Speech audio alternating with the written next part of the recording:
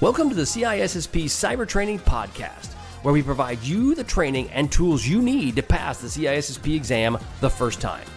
Hi, my name is Sean Gerber, and I'm your host for this action-packed, informative podcast. Join me each week as I provide the information you need to pass the CISSP exam and grow your cybersecurity knowledge. All right, let's get started.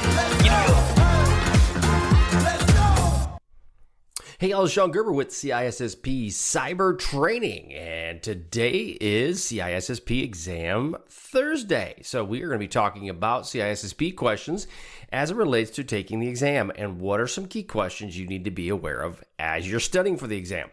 So let's get into, this is going to be tied to SAML and identity and access management. And so these are some of the questions that you may end up seeing, something similar to these at least. These won't be the exact questions you'll see, but there'll be some that will be similar. So let's start off with question number 1.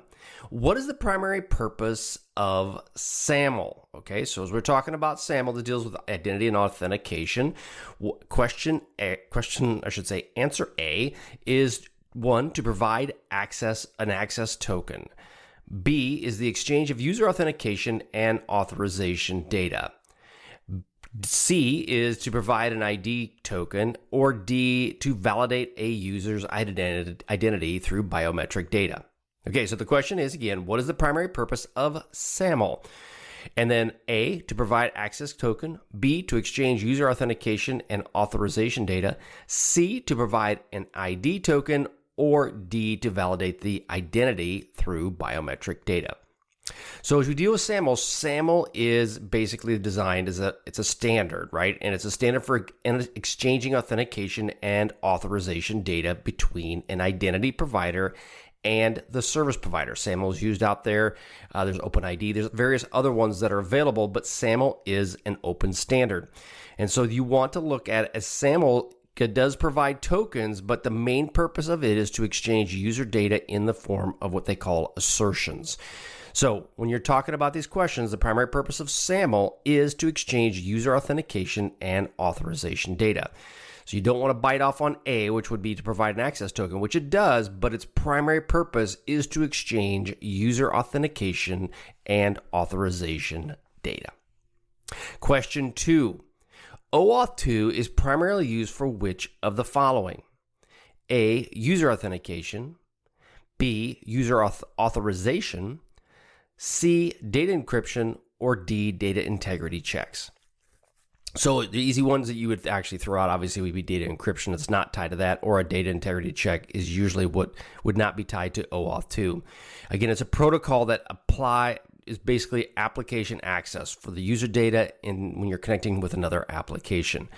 Now, the key question around that is if you're dealing with authorization, then the answer would be B, right? So it's designed to be it does provide some level of authentication, but when you're using in conjunction with OpenID, but the primary purpose of OAuth 2 is authorization.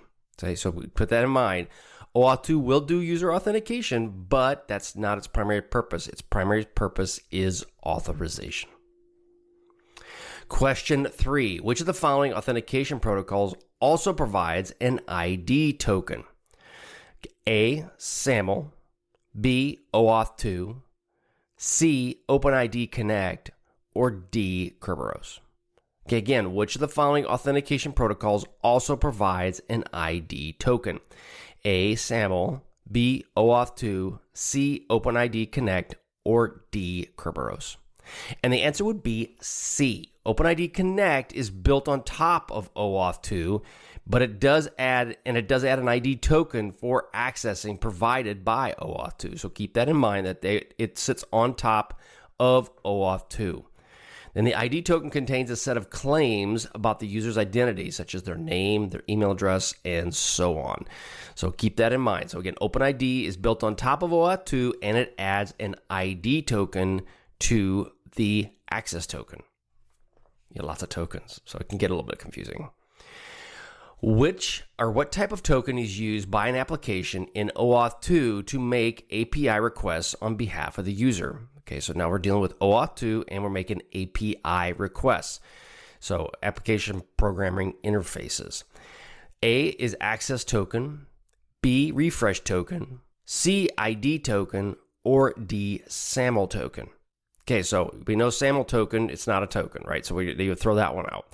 And then when you're dealing with an ID token, that doesn't really make much sense. So what the question coming down to is what type of token is used by the application in an OAuth 2 to make an API request on behalf of the user? And the answer is A, access token, right? So the access token is used by the application in OAuth 2 to make API requests on behalf of the user. Question 6, single sign-on. Okay, so single sign-on eliminates the need, or SSO, eliminates the need for multiple logins by allowing users to A, share their passwords, B, use one set of credentials to access multiple applications, C, bypass the login process entirely, or D, generate temporary passwords. Okay, so question 6, single sign-on eliminates the need for multiple logins by allowing users to A, share passwords. That's not right. Use one set of credentials to access multiple applications. Bypass the login process entirely. No. And then D, generate temporary passwords. That's not what it's designed to do. So SSO is to use one set of credentials to access multiple applications. So again, single sign-on, right? So you don't have multiple sign-ons. This is basically allows users to use one set of credentials, a username and password, to access multiple applications. You'll see this with Facebook and Gmail and all these various other things that are out there. They will use one comment or one username and password to allow you the access that you want. Question 7, which of the following is not a characteristic of multi-factor authentication, or MFA? A, it requires one or more methods of authentication. B, it integrates a single layer defense. C, it uses independent categories of credentials. Or D, it is used to verify the user's identity for login transactions. So which of the following is not a characteristic of multi-factor authentication? A, it requires more than one method of authentication. B, it creates a single layer defense. C, it uses independent categories of credentials. Or D, it is used to verify the user's identity for login transactions. The answer is B. It creates a single layer defense, right? So MFA creates a layer defense, not a single layer defense. And so that's basically what they're talking about, what is not a characteristic, right? So it's a multi-layer, multi-level of defense. And what it does is it requires multiple levels of authentication, which allows it much more difficult for an unauthorized person to gain access. Again, focus on this, which is not a characteristic of multi-factor. Question 8, which type of authentication relies on unique biological characteristics of an individual? A, single-factor authentication. B, multi-factor authentication. C, biometric authentication. Or D, token-based authentication. Again, what authentication relies on the biological characteristics of an individual? A, single authentication. B, multi-factor authentication. C, biometric authentication. Or D, token-based authentication. And the answer is C, biometrics, right? Biometrics rely on unique biological characteristics of a person, such as fingerprints, scans, or facial recognition. Key factors around that. Okay, so these are, I'm on question 8. If you guys like these questions, you can also go to CISSPCybertraining.com and you can check out all these questions available to you.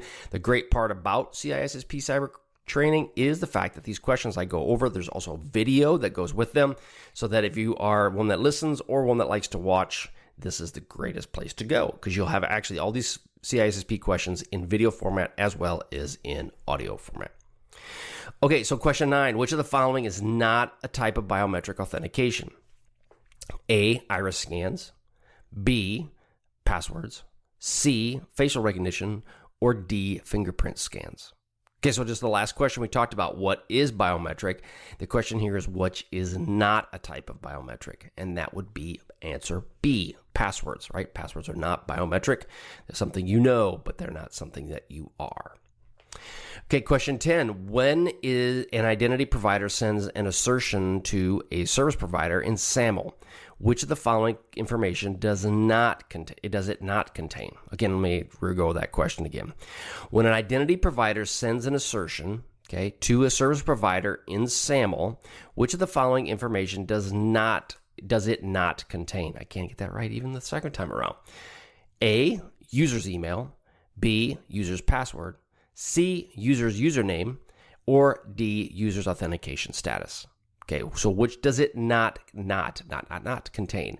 User's email, their password, their username, or their authentication status. So if you go through those, you can pretty much narrow out. We do never want to share passwords, right? Even in any sort of authentication. So the answer would be B, right? SAML assertions do not include the user's password. Okay, that typically contain information such as username, email, and authentication status, but not sensitive data such as passwords. Question 11. In the context of OpenID Connect, what are the claims? A, tokens that are provided by authorization server. B, the user's attributes contained in the ID token. C, a list of APIs that an application can access. Or D, the user's password and username. Okay, in the context of OpenID Connect, what are claims? A, tokens that provide the authorization server. B, user attributes contained in ID token. C, a list of APIs that application can access, or D, the username's password and username. Yeah, that's what I mean, password and username. And the answer is B, user attributes contained in the ID token. Okay, the OpenID Connect claims are user attributes contained in the ID token. These can include information about the user identity, such as name, email address, and more. Question 12, what are the three types of credentials used in multi-factor authentication? A, something you know, something you have, or something you need. B, something you know, something you have, and something you are. C, something you are, something you need, and something you provide. Or D, something you know, something you can provide, and something you need. Okay, so if we go through this is one of the key factors rolling around multi-factor is it is something you know, okay, i.e. password. Something you have could be a, like a token of some kind, you know, the old RSA type tokens, or maybe your phone has a multi-factor authentication on it, or something you are, i.e. biometrics or fingerprint scans. So there's those three types that come with that. So something you know is a password, something you have is a physical token, or something you are is a biometric attribute. Question 13, which of the following is not a use case for OAuth 2? A, allowing users multiple applications with a single set of credentials. B, an application to access user data in other applications. C, enabling third-party applications to use services like Google Maps or Twitter. Or D, providing one application in the ability to access the data of another application on the user's behalf. So, which of the following is not a use case of OAuth 2? And the answer is A, allowing a user to log in to multiple applications with a single set of credentials. Okay, OAuth 2 is not used for allowing users to do that. That is what we call a use case for single sign-on, or SSO, or protocols such as SAML and OpenID Connect. We talked about where OAuth 2 sits just previously. What information does ID token in OpenID contain? Okay, A, a set of user attributes known as claims. B, the user login credentials. C, the user's biometric data, or D, the encryption key for the user's data. So we know this right away, just going into it. Those three, the user's login, biometrics, and their encryption key would not be something you'd want to have as an ID in your ID token with OpenID Connect. So I would throw those out immediately.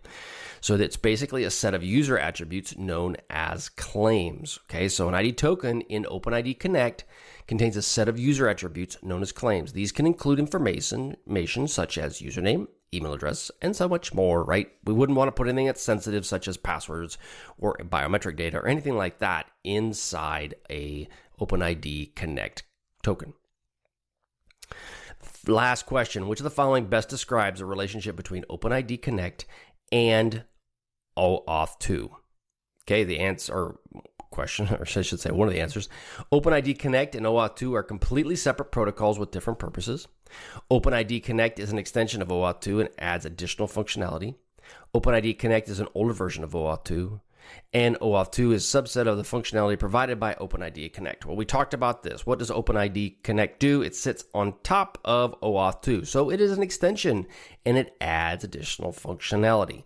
That's the whole, again, so OpenID Connect is an extension. We talked about that, where it does specifically around user authentication, but OpenAuth or OAuth 2 provides authorization capabilities, and OpenID Connect extends it to also provide authentication, primarily through the use of an ID token. Okay, so that's, again, OpenID. It gives you an ID token, and it sits on top of OAuth 2. All right, thank you very much. I hope you guys have a wonderful day. I hope you enjoyed the CISSP Cyber Training questions. Also, go to CISSP Cyber Training. If you're listening to this on the podcast, you can also go to freeCISSPquestions.com, and you can be added to a list that will give you 30 questions every single month over the CISSP, and you can get those for free just for joining my email list, and you'll get other stuff as well, right? We have security news and so forth, but go ahead, check it out, freeCISSPquestions.com, or go to CISSP Cyber Training and sign up today. All right, have a great day, and we'll catch you on the flip side. See ya. Hey, thanks again for listening today. It's been my pleasure to prep you for the CISSP exam. Are you interested, though, in some free CISSP exam questions? Head on over to freeCISSPquestions.com and sign up to join my email list, and you'll receive access for 60 free CISSP questions each and every month for the next 6 months. That's a total of 360 questions just for signing up with CISSP Cyber Training. You'll also gain access to other free CISSP resources, so just head on over to freeCISSPquestions.com and sign up, or head on over to CISSPcybertraining.com and sign up today. Have a wonderful day, and we will catch you on the flip side. See ya.